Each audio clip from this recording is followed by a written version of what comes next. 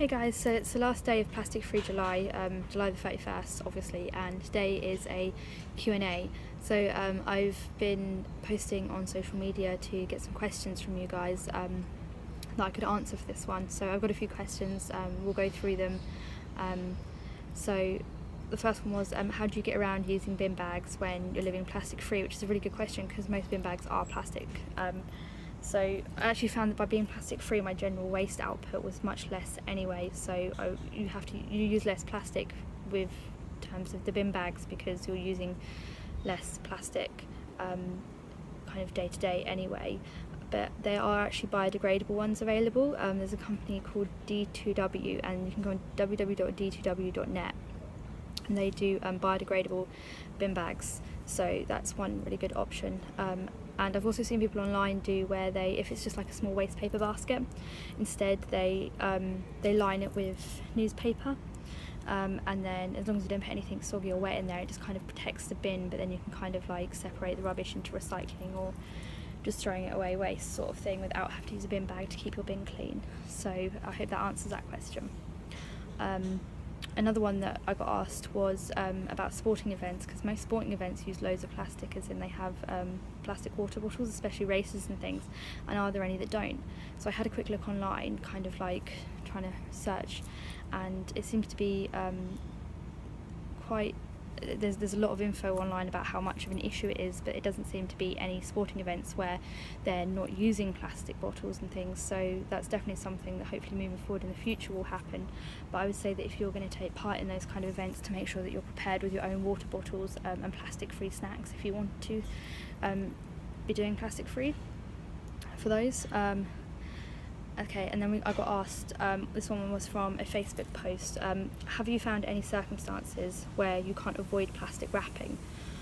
So during this month I haven't actually found kind of anything as a rise where I've had to buy something with plastic, but then I think that's because I went to the zero waste shop at the beginning of the month and stocked up on things like pasta. I think that if I wasn't able to get to a zero waste shop, it would be a lot more difficult because there is no other way of buying things like pasta without the plastic wrapping on. So I mean, I haven't had that trouble, but I think it is literally only just because I've been able to get to a zero waste shop that I haven't had that issue. And so there's another question here, and I really like this one. If I were to move to a plastic-free lifestyle, would you recommend cutting all plastic out all at once, or would it be easier to slowly integrate alternatives into my lifestyle based on your experience of this month? So that's a really good question on if you want to go plastic-free, what the best way to do it. I would recommend slowly integrating it into your lifestyle. I think that doing it all at once would probably be too much. Before I did Plastic Free July, I'd been slowly going more and more zero waste for about a year. Sorry, let's get in the way of the camera. I've been slowly going more and more zero waste for about a year, so by the time I come around to doing completely plastic free July, a lot of alternatives I'd already got. So I would recommend starting with like your health and beauty and your bathing products. When things run out, replace with ones without plastic, because they're the easiest ones to do. And then when it comes to food, slowly integrate it into it. So like maybe for 1 month trial, like trying to buy nothing frozen in plastic, or perhaps just start off with make sure you're buying all your fruit and veg without plastic, and just slowly you'll get used to it, and it will just kind of become part of your day-to-day life and like week-to-week shopping experiences. I guess that would probably be my best advice, is to take it on slowly. But I think it's really, really important to say, like for both of those previous questions, that there's kind of only so much we can do. We live in a society where we still rely heavily on plastic and the use of single-use plastics as well. And so unfortunately there are going to be situations arise, there are going to be times, and there are going to be people who live in certain areas who for whatever reason perhaps can't order online, who can't get to a zero waste shop, or who have nothing near you, where there is no other option than using plastic. And you should never feel guilty, or like you should never beat yourself up over that, because it's unfortunately at the moment it's something that for a lot of people is completely unavoidable. So it's always just about doing your best. When I did this series of videos, it was never about, I didn't want to make people feel bad about the plastics they use. It was more, I felt that if everybody who watched this series of videos, if they could take, say, 3-4 things away from the series and make those small changes in their life, then together we can all make a bit of a difference.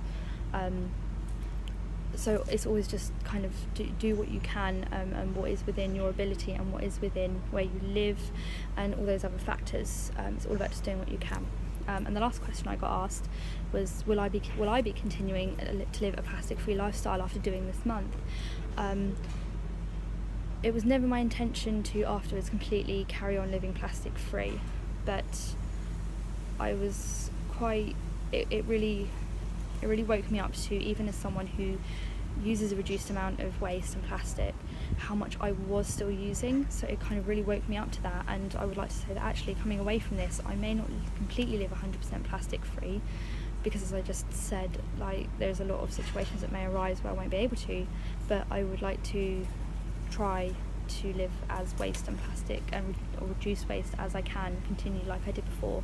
But I will be definitely making more of an effort when it comes to not using plastics, and I would definitely take on board kind of a lot of the things that I've learnt doing this, which I've shared with you in the YouTube videos. And I guess another thing to say as well, if you are going to buy, there's always kind of, if you're going to buy plastic, it's always good to try and get something you can reuse. So I did a post, I didn't do a video about it, but I did a post about a week ago. I had run out of bags for putting fruit and veg in my freezer, so I went into Tesco's and I bought plastic from the frozen section, but they had Ziploc tops, so I could reuse them. So that's something as well. So if you are going to buy plastic, always try and buy something that you're going to reuse.